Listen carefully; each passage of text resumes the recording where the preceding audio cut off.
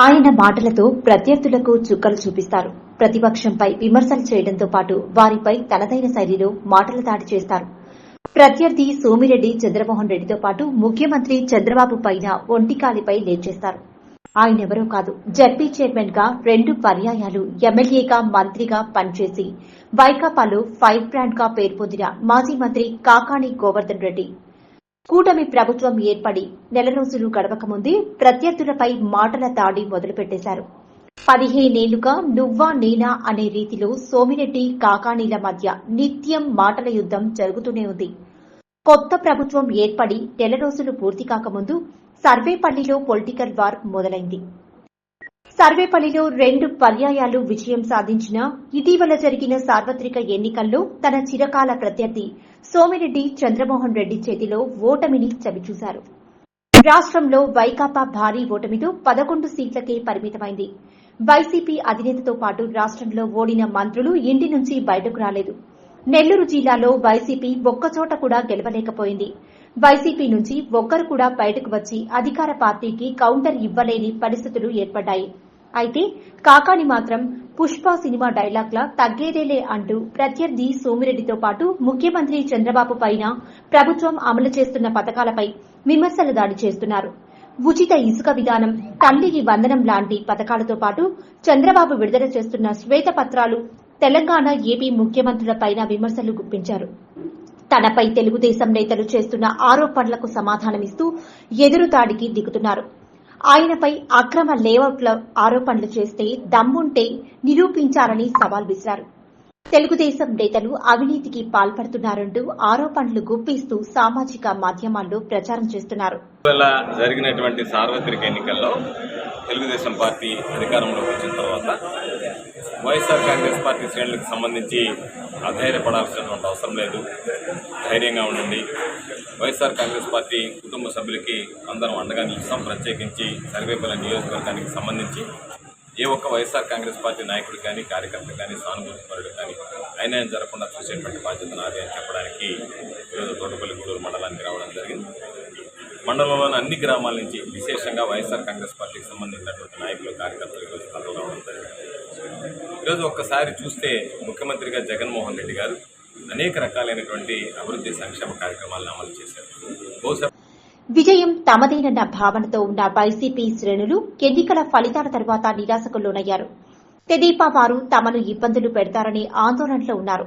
కొందరు నేతలు సర్పంచ్ సహకార సంఘాల జరిగినటువంటి విషయాల మీద నీ వివరణ ఏంది అనేటువంటిదని చెప్తే బాగుండేది. లేదు వాటిని ఖండిస్తాడు అనుకుంటే ఇదిగో ఇది కాబట్టి ఇది నేను ఖండిస్తున్నా, ఇది జరగలేదు, మేము పోలవరం గురించి నిర్ణయం తీసుకోలేదని చెప్పేటువంటి స్థాయి, శక్తి, స్తోమత నీకు లేకపాయా.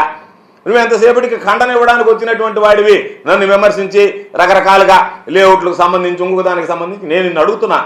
నీకు నీతి నిజాయితీ ఉంటే నువ్వు అనుకున్నటువంటి ఏ వాటి మీదైనా సరే విచారణకు నేను సిద్ధంగా ఉన్నా, ప్రభుత్వం ఇది ఉంది అని చెప్తున్నా. నేను నీ మీద ఇతిమెత్తంగా ఆరోపణలు చేస్తున్నా. నువ్వు దామోదరం సంజయభయ్య ధర్మల ప్రాజెక్టు కింద అక్రమంగా, అన్యాయంగా ఫ్లై యాష్ ఏదైతే నిబంధనలకు విరుద్ధంగా నెలకి ₹1,00,000 ఒక్కొక్క బల్కర్కి వసూలు చేస్తూ నువ్వు నీ కొడుకు సొమ్ము చేసుకుంటున్నాడు. నువ్వు దాని మీద ఈరోజు విచారణ జరిపించడానికి సిద్ధమా? మీ ప్రభుత్వం సిద్ధమా? చంద్రబాబు సిద్ధమా?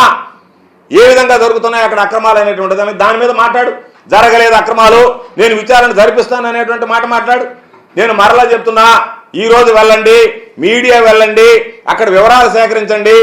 ఏపీ జన్కో దగ్గర నుంచి బల్కర్లు దొంగతనంగా నువ్వు ఒక మనిషిని పెట్టి నెలకు ₹1,00,000 వసూలు చేసి ఒక్కొక్క బల్కర్కి 20 బల్కర్లు రవాణా చేస్తున్నాయా లేదా? నెలకి ₹20 లక్షల నువ్వు కొట్టేస్తున్నావా లేదా? దాని మీద నేను అడిగామన్నా. దాని మీద సమాధానం చెప్పమంటే నన్ను తిట్టడం కాదు. నువ్వు అధికారంలో ఉన్నావు, నువ్వు దానికి సమాధానం చెప్పు. లేఅవుట్ యజమానుల దగ్గర బెదిరించి నువ్వు డబ్బులు వసూలు చేస్తున్నావు, ₹1,00,000 వసూలు చేశావు. వసూలు చేసినటువంటి డబ్బుతో నువ్వు ఇప్పుడు నెల్లూరులో ఉన్నటువంటి ఇళ్లు కొనుగోలు చేశావు. అవునా కాదా? నేను వసూలు చేయలేదంటే నువ్వు ప్రమాణం చేయమని చెప్పా.